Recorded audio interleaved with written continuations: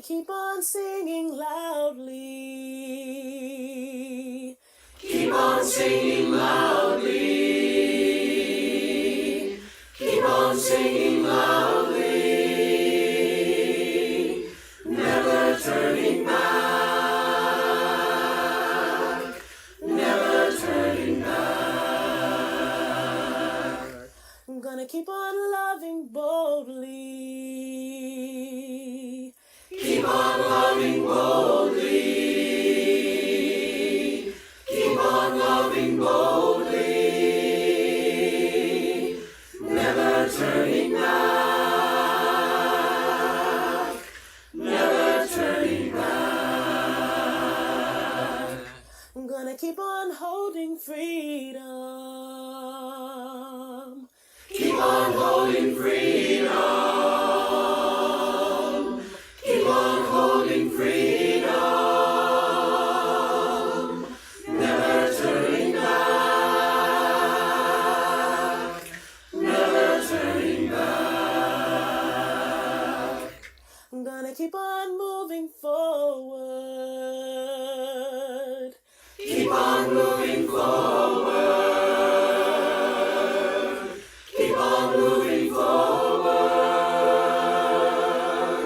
Never turning back. Never turning back. Never turning back. Never turning back.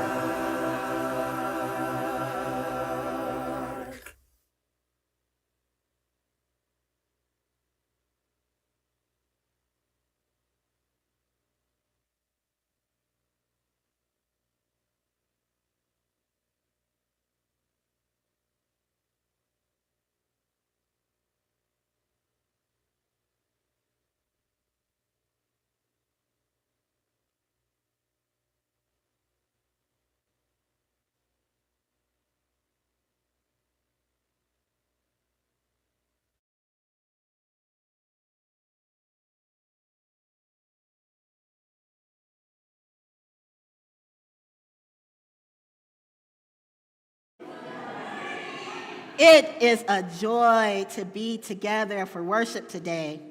Whether you're here with us in person or joining us from home, welcome. I am the Reverend Ali Casey Bell. My pronouns are he or they, or you can just use my title, Reverend, and my first name, Ali.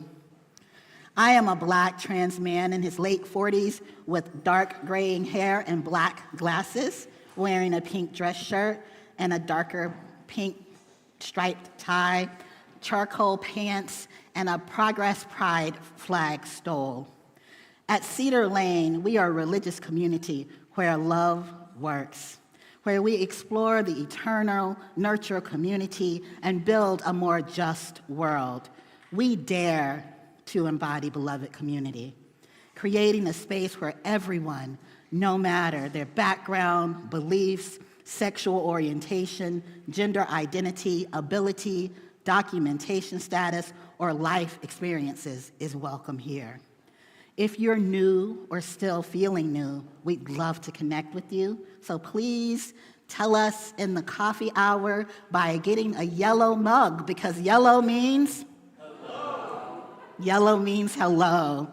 So get a yellow mug if you'd like us to talk to you in coffee hour, new people. And we'd love to chat and introduce ourselves and be the friendly community that we know we are. After the service, we invite you to join us for fellowship and refreshments. That's where that coffee hour will be. It'll be right in the fellowship hall behind you. It's a great way to meet others and deepen your connections in this vibrant community. And we are especially thrilled this morning to welcome the Reverend Dr. John Buehrens, a longtime leader in Unitarian Universalism. Welcome.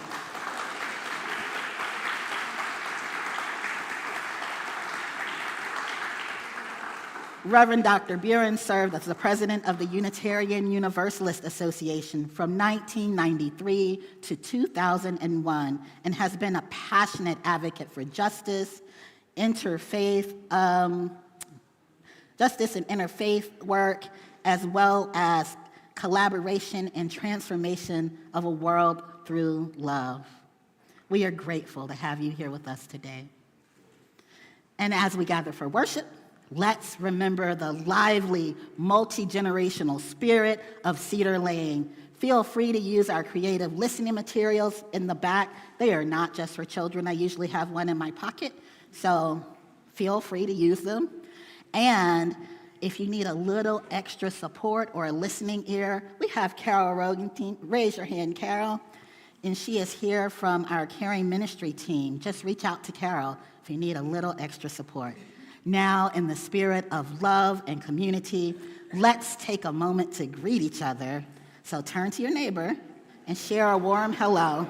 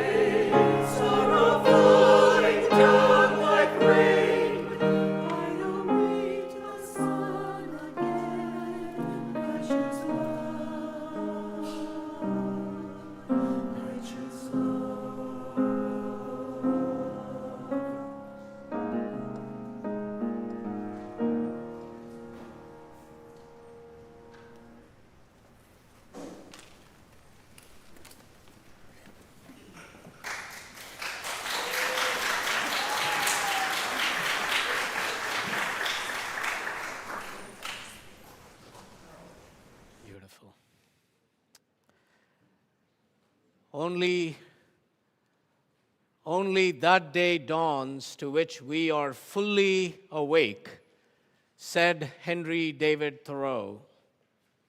Thoreau, one of the first Americans to embrace Buddhist teachings, recognized the wisdom in Siddhartha Gautama and his journey to awakening when he saw human suffering, meditated on its cause, sought its source in himself, and adopted a new path in life.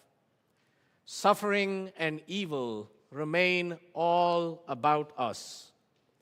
May our time together this morning help us awaken more fully, not only to its reality, but also to our role in both in its causes and its healing. Let us awaken and let us worship together.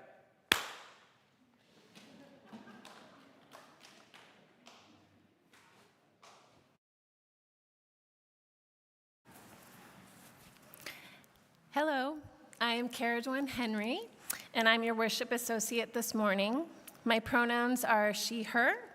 I am a middle-aged white woman with short brown hair and rainbow glasses. I'm wearing a black dress with deep red and gold embroidered leaves. In our Unitarian Universalist tradition, we light a chalice as a symbol of our shared faith and community. As Derek MacLean, Kathy Napper, and John Gubbings kindle the chalice, I invite you at home to share in the chat where you are lighting your chalice. Please rise in body and or in spirit, and join me in the chalice lighting words. We light this chalice to honor the complexity of life, the presence of both good and evil within and around us. May this flame remind us that while harm exists, we have the power to bring light through love, justice, and compassion. May we find the courage to confront what harms and the wisdom to nurture what heals, as we strive to build a world where love prevails.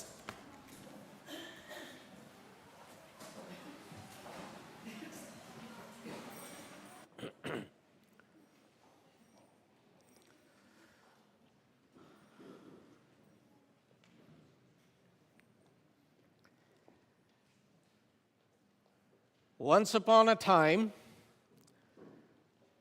long, long ago in India, there was a man named Angulimala.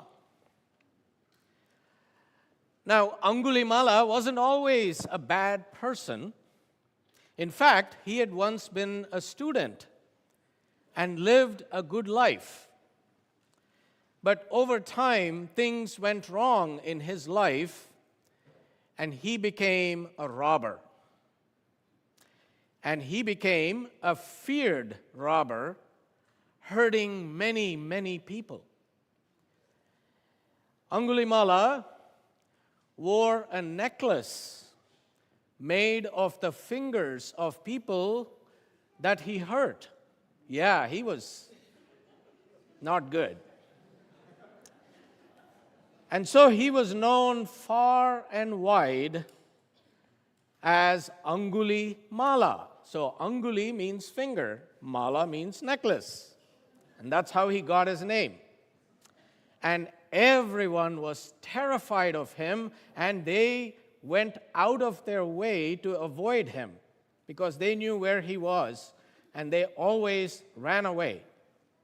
But one day, something changed. The Buddha, you know the Buddha, right? Yeah? Our buddy, Siddhartha Gautama, who became the Buddha, was traveling through the forest and heard about Angulimala. Now, the Buddha, instead of avoiding him, decided to confront Angulimala, and he wanted to meet him and get to know him. Now, that was very brave of the Buddha to do, because the Buddha didn't bring any weapons or an army with him. He was by himself. The only things that the Buddha brought with him were love, kindness, and compassion. So as the Buddha was walking through the forest and got to where Angulimala lived, Angulimala saw him and he thought, here's another person that I can rob, and I need yet another finger for my necklace. So he started running after the Buddha. But he just couldn't catch the Buddha. The Buddha kept walking, and Angulimala kept running, trying to catch him. He just couldn't. And no matter how hard he tried, he just could not get close to the Buddha. And finally, Angulimala had to say, hey, monk, please, stop. I can't run to catch you. So the Buddha turned and said to him, I have already stopped. Here I am. It's you who needs to stop. Now, Angulimala was surprised to hear this, and he was very confused. He said, what do you mean, I need to stop? The Buddha replied, I have stopped harming anyone. I have stopped hating people. I have stopped violence and hatred.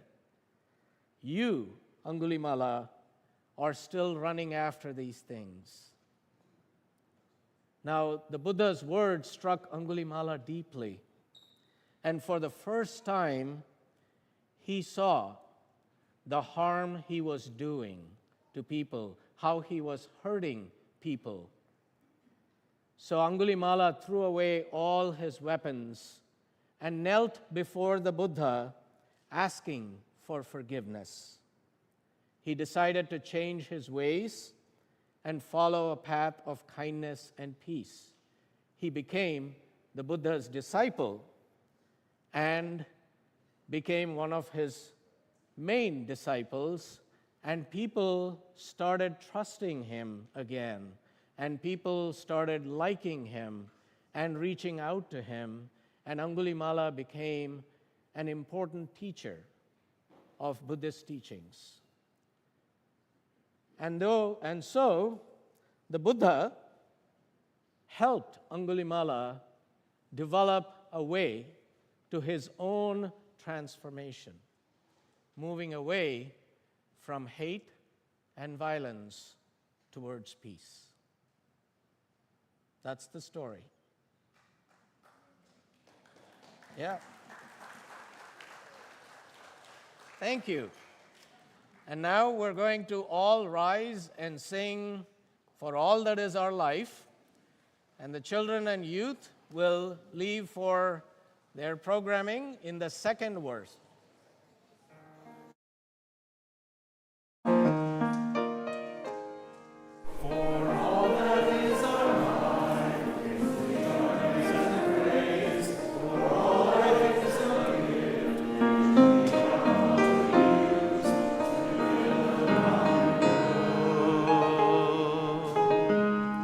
And make our own days glad.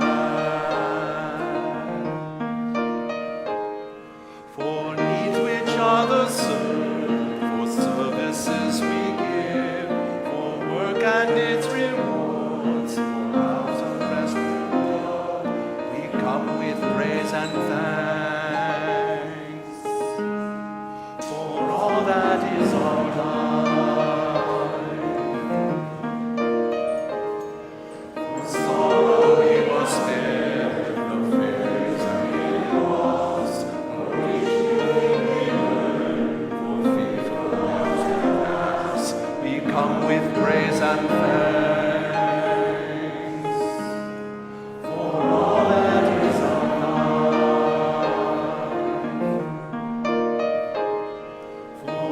That is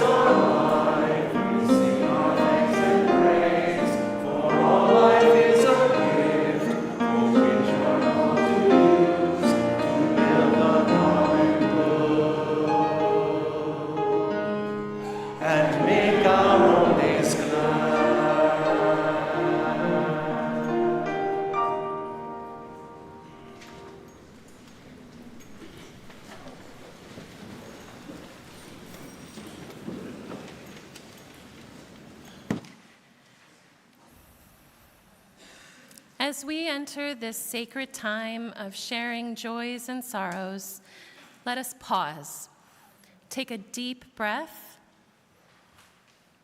and ground ourselves in the present moment. With open hearts, we welcome the fullness of human experience, joys, challenges, grief, and hope, knowing that in this shared community, none of us journeys alone. Within our Cedar Lane community, we mourn the passing of our beloved longtime member, Harold Quayle.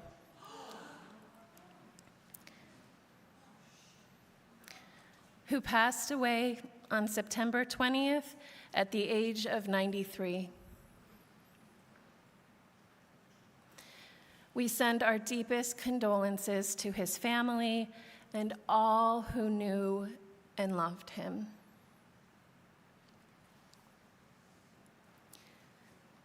We send healing wishes to Jean Scheibel, who is recovering from knee surgery. We hold in our thoughts all those in our community who are facing the challenges of COVID-19. We extend our love and support to those affected, wishing them a swift and full recovery.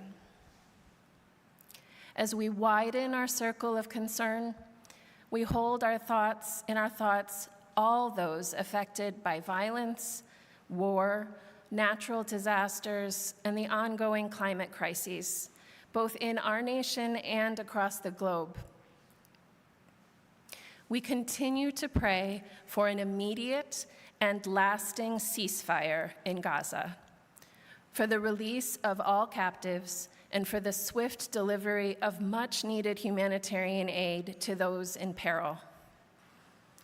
As we close this time of sharing, I invite you to take a moment to light a candle. This is an opportunity to honor the joys and sorrows in your life, to bring them into the light, and to hold them within our shared community. Please feel free to come forward and light a candle as we share this sacred time.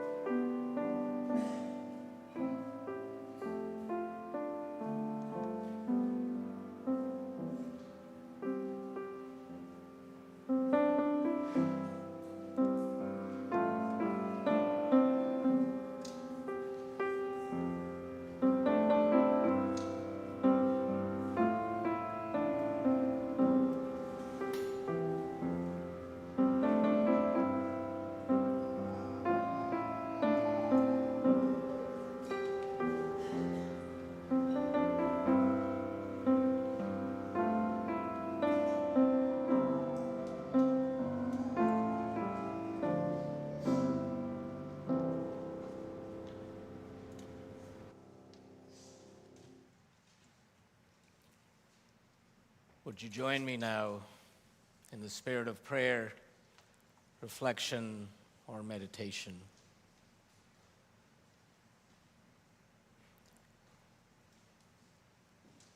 Nameless one of many names and beyond all naming, Spirit of life and love, we gather here carrying both joy and sorrow in our hearts. We give thanks for moments of celebration, the shared laughter, the connections that uplift us, and the love that sustains us. For the beauty that surrounds us and the warmth of this beloved community, we are grateful. We also hold close those among us who face challenges, the weight of loss, illness, grief, and uncertainty. We hold in our hearts beloved members, Harold Quayle, Ken MacLean, and other beloved members who have departed this plane, yet remain close in our hearts. May they be seen, felt, and be held. May all who are experiencing sorrow, loss, and challenges feel the comfort of our care, knowing they are never alone. In a world where evil is real, where violence, injustice, hatred, and suffering persist, grant us, O Spirit, the courage to rise each day with renewed purpose. Help us to face the pain and the suffering within, among, and around us with open hearts, calling us to act, to heal, and to love. May we be bearers of hope, committed to compassion and kindness. And now, grounding ourselves in ancient wisdom, we turn to this prayer. Om Sahana Vavatu. May we be protected together. Sahanau Bhunaktu. May we be nourished together. Sahaviryam Karvavahai. May we work together with great strength. Tejasvinamaditam. May our learning be luminous. Ma vidvishavahai. May we not hate one another. Peace, peace, peace. Om Shanti Shanti Shanti. Om Shanti Shanti Shanti. Om Shanti Shanti Shanti.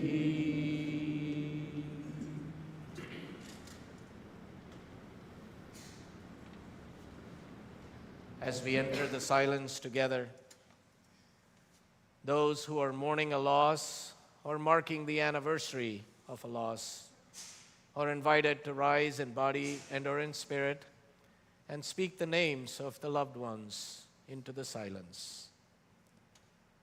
Let us hold the silence as the silence holds us.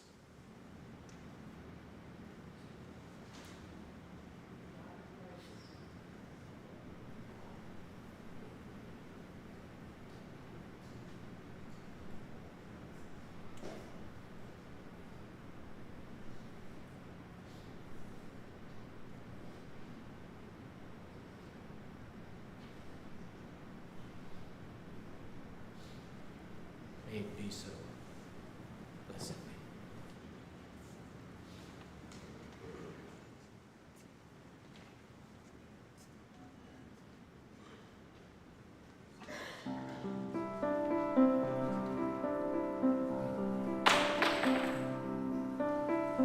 There is a love for thee.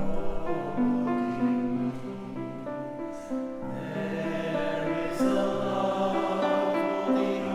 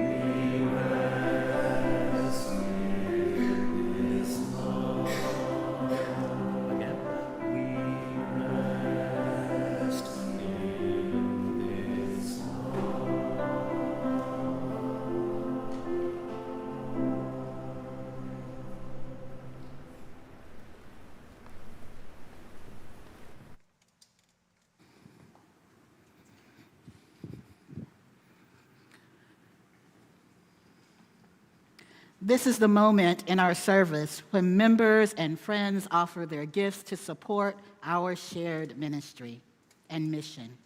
The offering is more than just a collection. It is a reflection of our collective commitment to the values that we cherish. Through our contributions, we strengthen Cedar Lane's mission and expand our impact beyond these walls. Today, we are honored to share the plate with Interfaith Power and Light. Interfaith Power and Light is a grassroots organization partnering with religious communities of all faiths to address the climate crisis. They help congregations and households go green through energy savings, solar power, reducing gas consumption, and more. Interfaith Power and Light also advocates for environmental justice, electrification, and clean energy policies across DC, Maryland, and Virginia. By supporting Interfaith Power and Light, you are helping to create a future where our values of stewardship, justice, and care for creation can thrive. You can give online, by text, by mailing a check, or by placing your gift in the offering plate. Each contribution, no matter the size, makes a meaningful impact, both here at Cedar Lane and in the world beyond. The offering will now be given and gratefully received.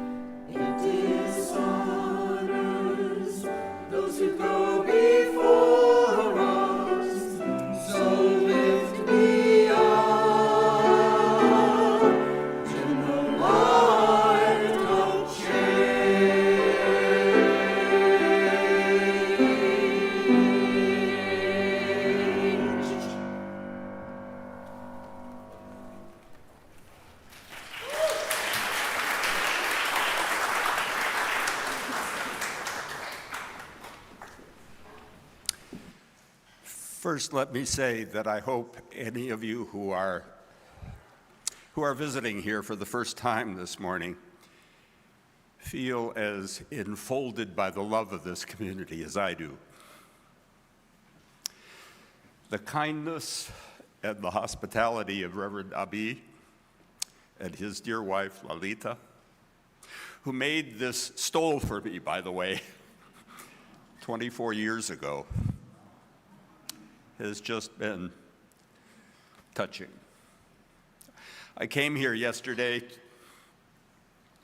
to speak at the memorial service for your Minister Emeritus, my dear friend Ken MacLean. But the honor of staying over to preach for you this morning kind of overwhelms me.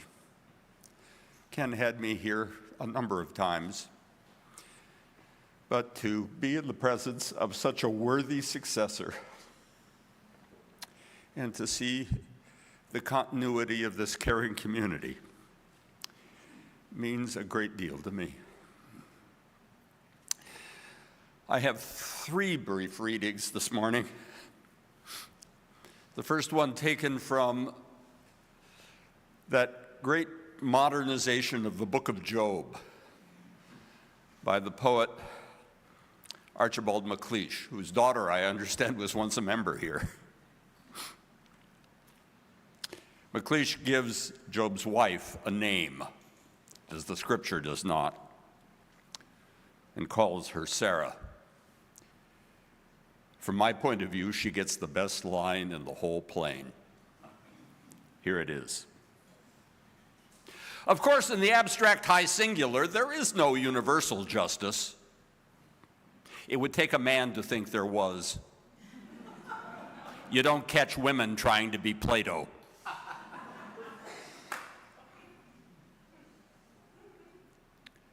And then from James Luther Adams, about whom more later,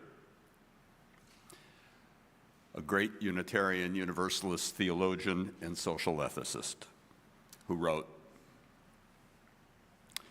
"We live in neighborhoods segregated from other neighborhoods in terms of education, occupation, and income, also separated by class and pigmentation, that is, by race. The segregations of sexism cut across all these social boundaries, and in all too great a measure, the churches can become a function and indeed a protection of these segregations. In this situation, we of the middle class are all too tempted, almost fated, to adopt the religion of the successful.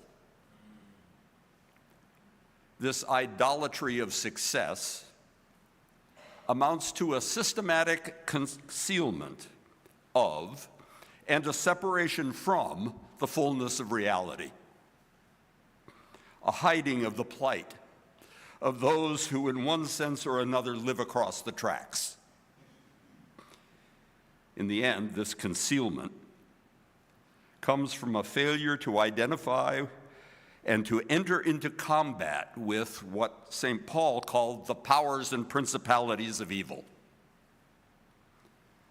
The religion of the successful then turns out to be a sham spirituality, a cultivated blindness, for it tends to reduce itself to personal kindliness and philanthropy costing little,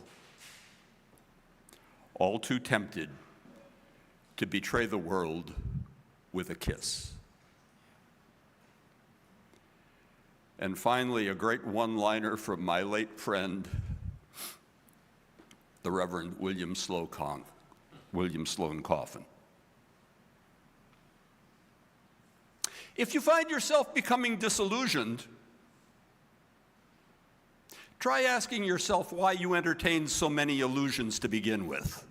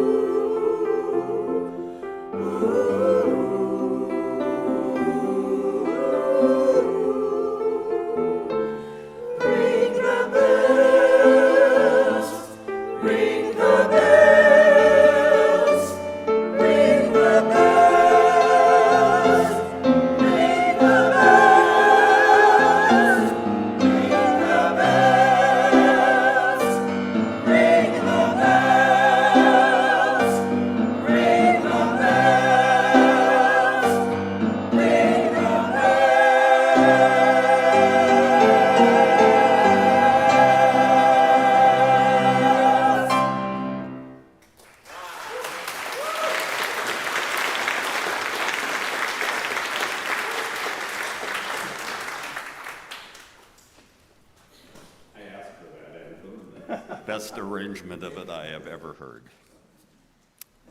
Years ago, when I was being promoted for my 15 minutes of fame as UUA president,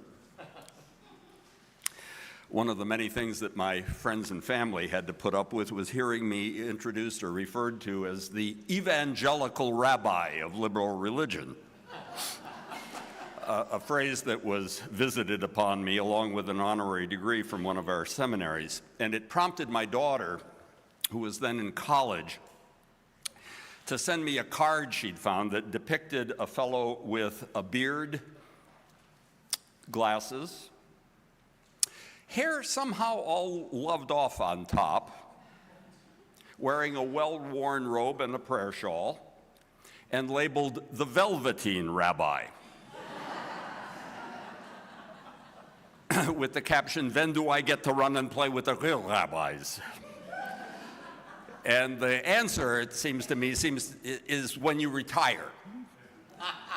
And then people like Abhi and his dear wife Lalita, who gave us a delicious dinner last night, invite you to their homes and to their pulpits.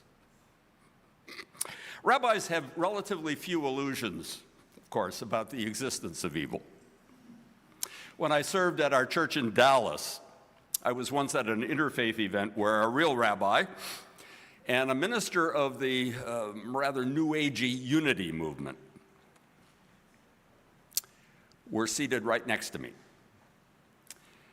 Unity is a new thought movement that suggests that, well, you can just think your way Godward to metaphysical goodness. "So what do you say to your folks about evils?" asked the rabbi. "Oh," the unity guy replied, "I just tell them that it's all Maya," the Buddhist term for illusion. "Try telling that to my Holocaust survivors," said the rabbi. Yet I think the late social and literary critic Harold Bloom was right when he suggested that perhaps the real religion of many Americans has been a kind of individualistic Gnosticism that denies the reality of evil and celebrates success. Recent history, it seems to me, has caused something of a rude awakening, at least among the folks I know in our congregations.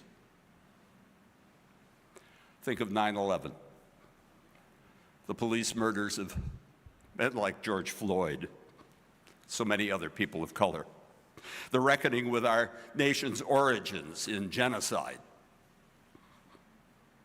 and the original sin of slavery. Not to mention last October's events of the 7th, the Hamas terrorism and the Israeli reprisal, or the rise of the very term woke to describe those willing to look more clearly at the ugly realities of human history and our present world. While others, of course, stubbornly refuse to look in that direction because they see it, I guess, as challenging the existing patriarchal culture of white supremacy that they want preserved, or as a betrayal of faith in the civic and simplistic religion of success that they hold dear. Ken MacLean held that James Luther Adams was the greatest Unitarian Universalist thinker of the 20th century, in no small part because Adams declared that the Achilles heel of religious liberalism lies in its overly optimistic anthropology. Yes. And I cannot help but agree. Adams, you see, came to that insight by going to Germany in the 1930s. He had been invited to become a professor of theology and leave the parish ministry he was in, and knew that in Germany some of the most profound theological thinking was going on. And there he witnessed not only the rise of the Nazi regime, but how many liberals and secularists, including secular Jews, eager to assimilate, had failed to read the signs of the times properly or to mount a prophetic resistance. Many German Unitarians, to their undying shame, were so anti-biblical that they actually embraced the healthy-minded Volksreligion that the Nazis promoted. Opposition came largely from the so-called confessing church. Yet even there, it was too little and too late. As Pastor Martin Niemöller later famously confessed, first they came for the socialists, and I wasn't a socialist. And then they came for the trade unionists, and I wasn't a trade unionist. And then they came for the Jews, and I said little because I wasn't a Jew. And then they came for me. And who was left to speak for me? Adams came back to America to try to do for Unitarians what Reinhold Niebuhr was doing for liberal Protestantism in the same age. The woman who nursed Niebuhr through his last illness is here among us this morning. Ask them to wake up and see that high-minded idealism and naive pacifism were no sufficient response to the rise of authoritarianism. In 1943, in the midst of World War II, Niebuhr not only prayed famously for serenity in the face of what could not be changed, but also for the courage to change what could be and the wisdom to know the difference. In his book, Children of Light and Children of Darkness, he also offered one of the most succinct definitions of evil that I know. Evil is always the assertion of self-interest without regard to the whole. Whether the whole be conceived of as the immediate community or the totality of humankind or the total order of the world. The good, on the other hand, is always the harmony of the whole on its various levels. Devotion to a subordinate and premature whole, such as the nation, may of course become itself evil, viewed from the perspective of a larger whole, such as the community of humankind. The children of light, therefore, may be defined as those who seek to bring self-interest under the discipline of a more universal law and in harmony with a more universal good, unquote. What both Niebuhr and Adams offered was a theology intelligent enough to be capable of holding in tension two seemingly contradictory thoughts. That evil is real, but existence itself, being itself, is good. That the creation, fragile as it is and as we its creatures are, is shot through at every level with freedom. Thank God. Although that freedom is freedom for both good and evil. At every level of cosmology and every evolution, from the mystery of black holes and the indeterminacy of subatomic physics to the mutations that not only allow life to adapt to new circumstances, but also allow viruses to cross species lines and cause pandemics. This freedom lets cells run wild and cause cancers, but also allows us to be with one another in the fullness of one another's fragility and human vulnerability with compassion and care. We humans are blessed with more freedom than any other aspect of existence. And so it is easy for us to abuse that freedom and abuse the earth, to misuse its resources and our fellow human beings, to commit violence and injustice toward one another. Or to paraphrase an old rabbinic saying, God may have created the world as order out of the chaos, but she also let the chaos show through,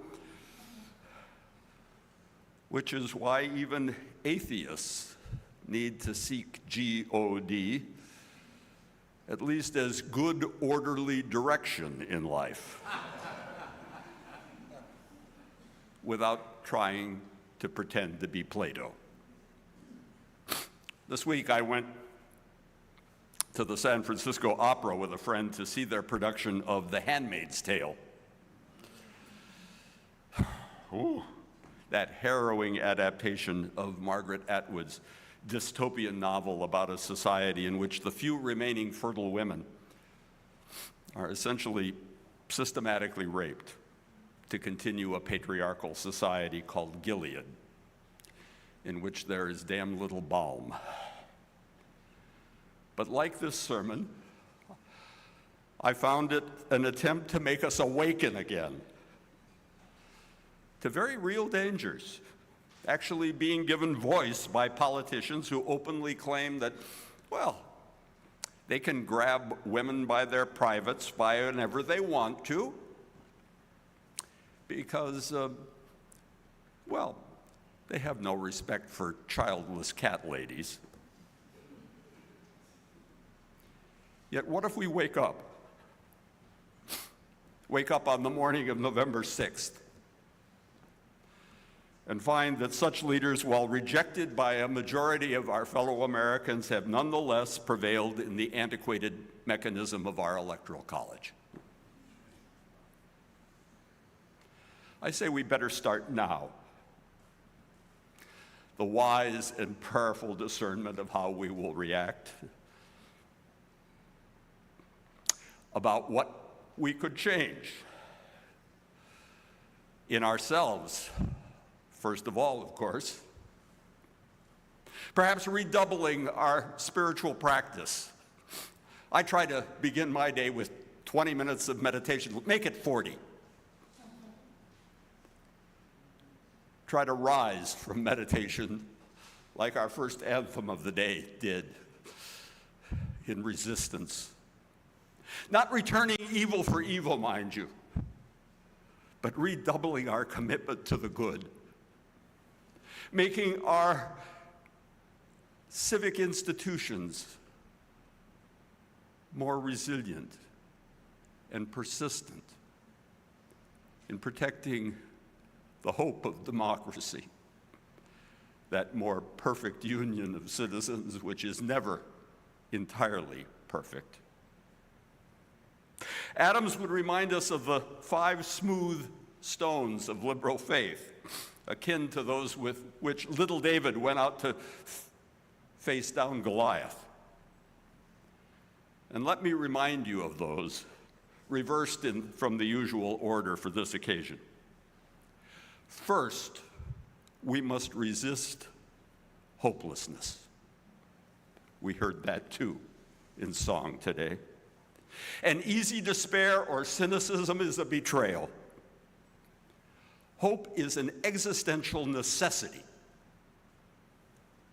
and none of us can know enough about the future to abandon it.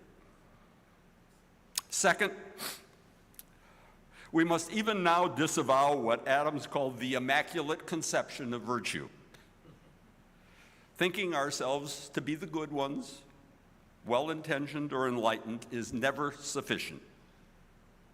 That's just liberals patting themselves on the back for how nobly they think. Instead, we must be prepared to get our hands dirty in the messy work of political resistance, believing in the power of organization and the organization of power, to paraphrase Adams again. And third, we must never resort to illiberal means for liberating ends. As Gandhi famously put it, be what you want to see. And fourthly, amid people of fear rather than authentic faith, in the face of frightened souls trusting a demagogue and hoping for an earthly savior, let us counter by keeping faith in persuasion rather than coercion, in the search for that more perfect union that Lincoln dubbed the last best hope of earth. Fifth and finally, let us remember that revelation is not sealed. Answering now to our endeavor, truth and right are still revealed. Efforts toward repair, resistance, renewal, reconciliation may call us, demand that we move out of our liberal ghettos into robust interaction with those with whom we profoundly differ. It will require, my friends, both the priesthood and the prophethood of all the faithful, and not just the rabbis. Perhaps the first and most important step will be to admit to ourselves that in some respects, we ourselves have failed in the past. Failed to foresee and to prevent the alienation of so many of our fellow Americans from the very ideals we claim to hold in common. Failed to see the financial globalization that has helped the successful. Also failed to retrain workers and restructure work itself so that whole communities in our country feel abandoned. Failed to see that the sword of identity politics cuts two ways. Failed to see that we have not reached out actively enough across those lines of separation and have therefore been complicit in an othering process that we ourselves so often have condemned. For as Scripture puts it, if we think ourselves without sin, we delude ourselves. And there is no health in us. The Russian novelist Solzhenitsyn, in his great book, The Gulag Archipelago, has a character who says, if only there were evil people out there somewhere insidiously committing the evil deeds, and it was necessary only to separate them from the rest of us and destroy them. But the line dividing good and evil cuts through the heart of every human being. And who is willing to destroy a piece of his own heart? These days, as I say, I try to redouble that practice just after awakening every morning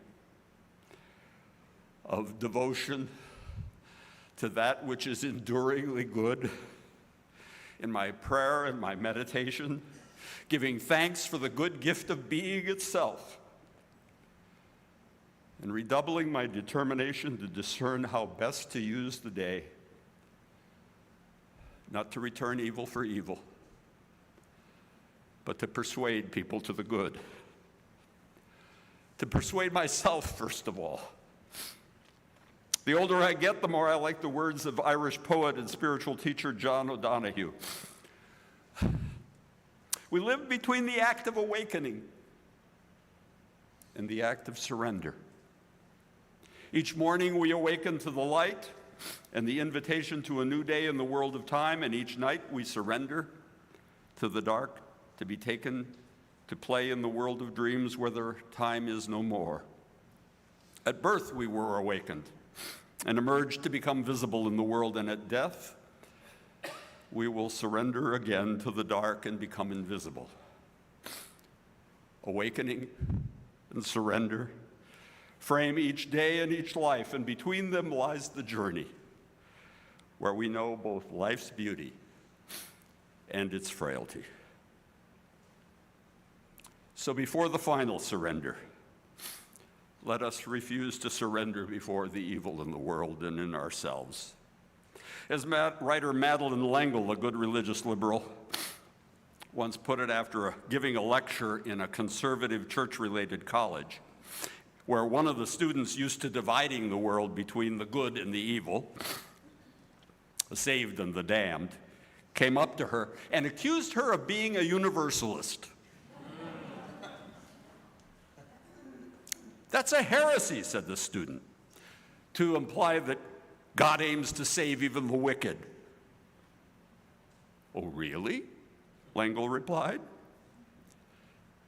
So you prefer to worship a God whose love is a failure, but whose justice is absolute, said the student. If you were to die tonight, she said, is that what you would want, absolute justice? Aren't you human enough to hope for a little mercy? Sure, there are times when we have to make tough judgments and face down the evildoers, as the Buddha did. To fund police to protect the innocent, to send arms to Ukraine. So when a reporter asked L'Engle, what should religious people do in relation to evil, she replied, see that it's our failure, not God's. We make bad choices, yet I don't believe that the universe has given up on us yet. Remember that in the wilderness, Satan is said to have tried to get even Jesus to give up on being human. There are powers of evil among us. You see it in bullies and exploiters who try to play God. But we resist evil by being steadfast in our faith, however imperfect that may be. That early preacher of American Universalism, John Murray, would surely have agreed. He told his followers not to give the world more hell, but rather more hope and courage. He knew that within each of us there is a battle between loyalty to the good and an inner despair. So in the struggle to preserve democracy and our fragile heritage upon this planet, in the struggle to fight racism and sexism and discrimination of all sorts, in trying to save this fragile planet, in all of our struggles for greater justice, which may never be absolute, but rather may we never try to be absolute, but always merciful enough not to demonize those whom we oppose, lest we be demonized ourselves.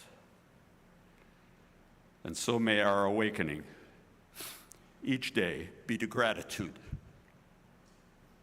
and to love, even for our broken world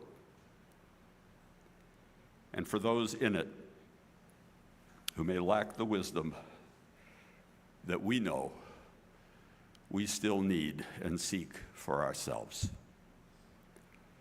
So may it be this day and every awakening day of our remaining lives. Amen.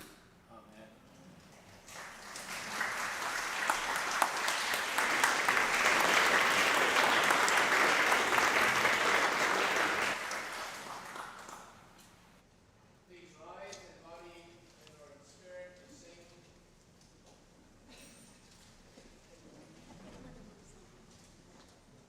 Number 119, Once in Every Soul and Nation.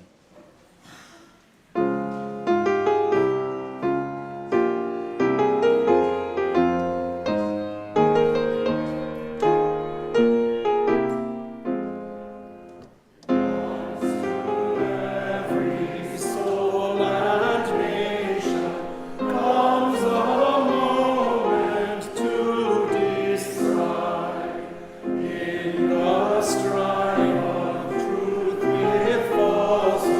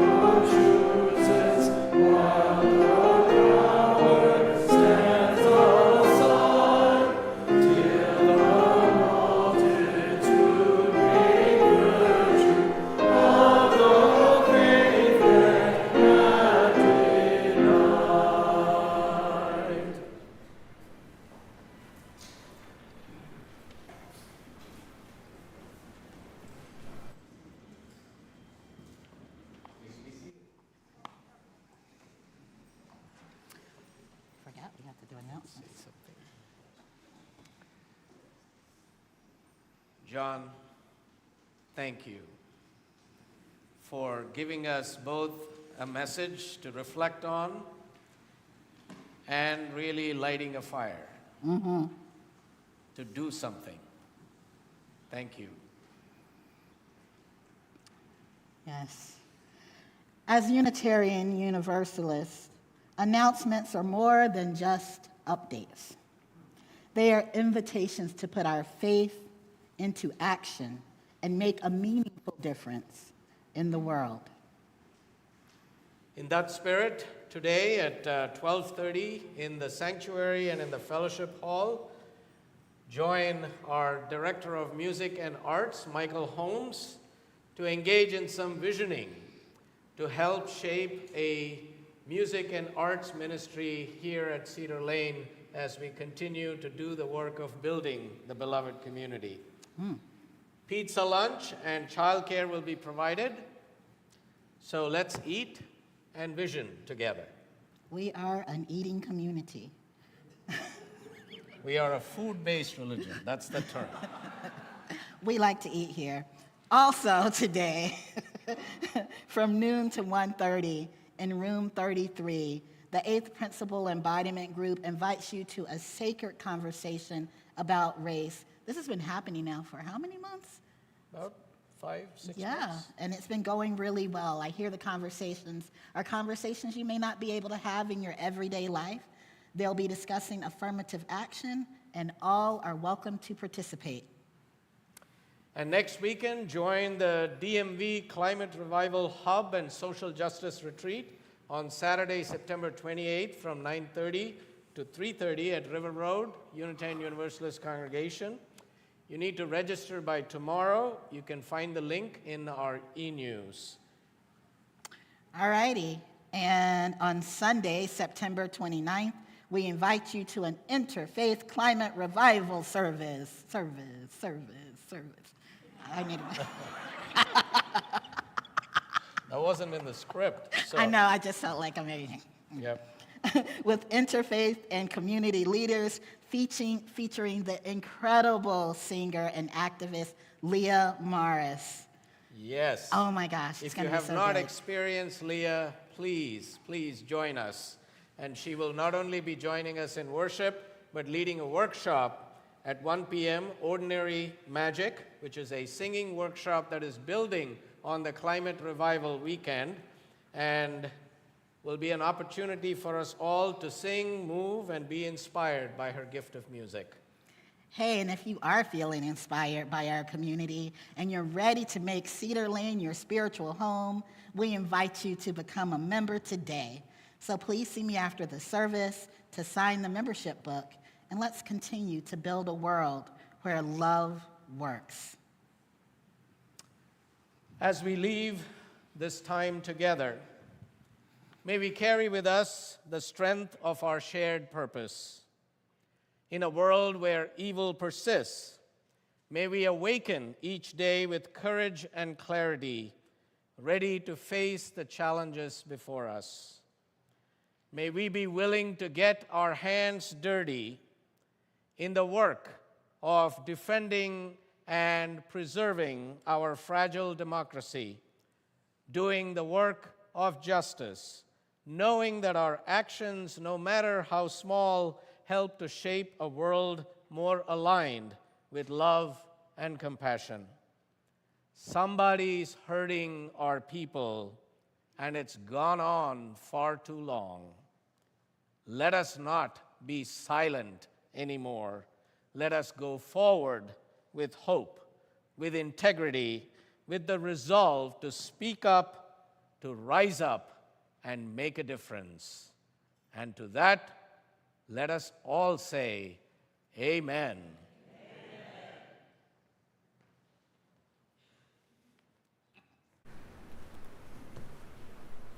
All sing together. I will chime in. All right, everybody's part is far too long, far too long, far too long. And I won't be silent anymore. No more. Somebody's hurting my people, and it's gone far too long. And it's gone far too long. And it's gone far too long. Yes, somebody's hurting my people, and it's gone far too long. And I won't be silent anymore. Somebody's hurting my siblings, and it's gone far too long. And it's gone far too long. And it's gone far too long. Somebody's hurting my siblings, and it's gone far too long. And I won't be silent anymore. Somebody's hurting my children. Somebody's hurting my children, and it's gone far too long. And it's gone far too long. And it's gone far too long.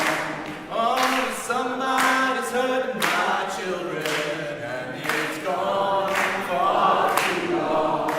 And I won't be silent anymore. My family. Somebody's hurting my family, and it's gone far too long. And it's gone far too long. And it's gone far too long. Oh, somebody's hurting my family, and it's gone far too long.